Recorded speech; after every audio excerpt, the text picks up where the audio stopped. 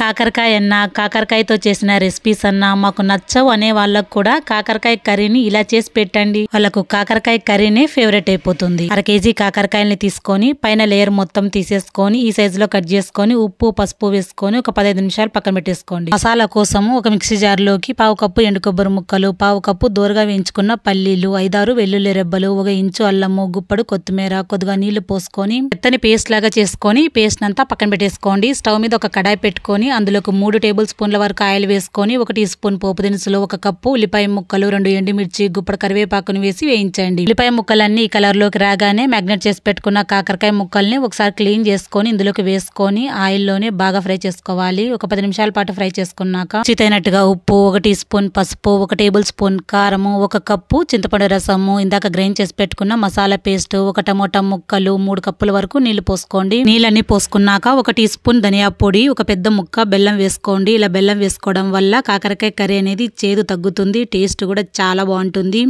ఇలా మిక్స్ చేసుకొని మూత పెట్టుకొని మెత్తగా ఉడికించండి. చివరిగా కొద్దిగా కొత్తిమీర వేసుకొని కలుపుకుంటే ఎంతో టేస్ట్ అయిన కాకరకాయ కర్రీ రెడీ.